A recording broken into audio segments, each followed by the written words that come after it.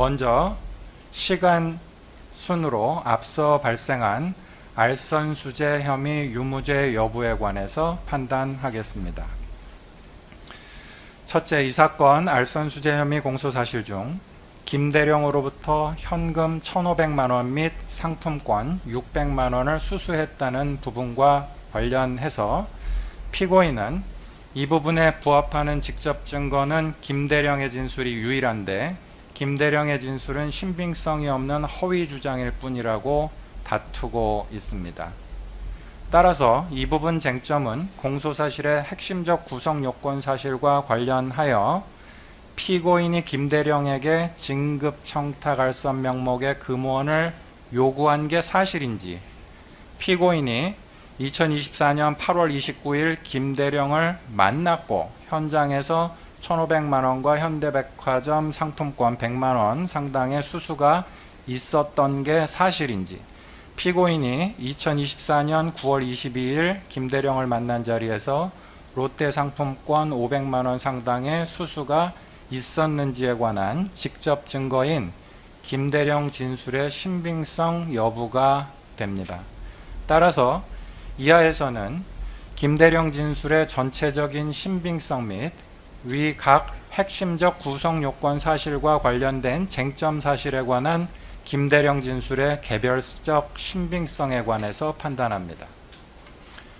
먼저 김대령 진술의 전체적인 신빙성과 관련해서는 이 법원의 증거조사 결과 인정되는 다음과 같은 사정, 즉 첫째, 김대령의 진술이 주요 부분에서 일관되고 그 과정이나 정황과 관련하여 일부 번복된 부분이 있으나 그 번복 경위가 부자연스럽지 않고 번복하는 사유도 경험칙과 배치되지 않는 점. 둘째, 김대령의 주요 진술이 계좌거래 내역, 카드 사용 내역, 상품권 판매 내역, 텔레그램 통화 내역 등 객관적인 증거에도 부합하는 점. 셋째, 김대령은 이 부분 범행에 관해서 수사기관에서 자발적으로 진술한 것으로 보이고 없는 사실까지 만들어내서 적극적인 허위의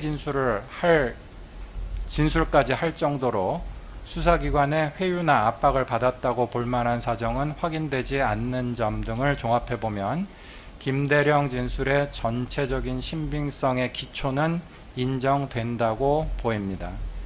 이에 대해서 피고인은 이 부분 공소사실에 기재된 핵심적 구성요건 사실과 관련된 구체적인 상황별로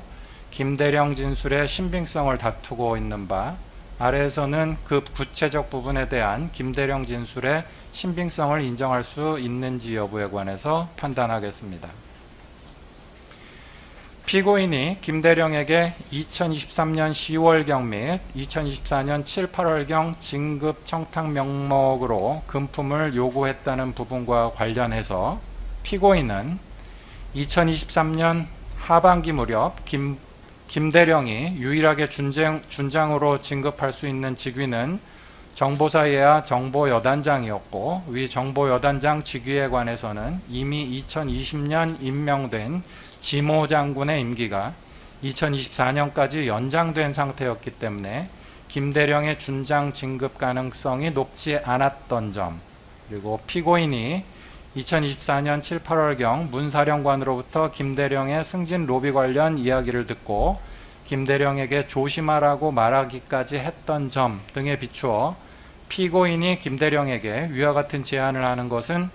객관적 정황과 상식에 반하므로 피고인이 김대령에게 진급 청탁 알선 명목의 금원을 요구했다는 김대령의 진술 부분은 허위다라고 주장하고 있습니다. 그에 관해서 살피건대 이 법원의 증거조사 결과에 의해서 인정되는 다음과 같은 사정, 즉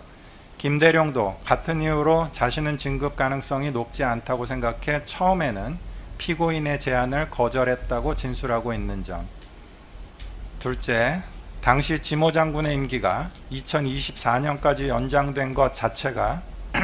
내부에서 이례적인 인사였다고 평가되고 있던 상황에서 김대령의 2023년 하반기 준장 진급 가능성이 전혀 없었다고 단정하기는 어려운 점. 셋째, 실제로 2023년 하반기 준장 인사에서 지모 장군이 전보 조치됐고 전역이 1년이 남지 않은 박모 대령이 준장으로 진급해서 정보여단장으로 보임되는 등 연이어 이례적인 인사가 실행되기도 했던 점.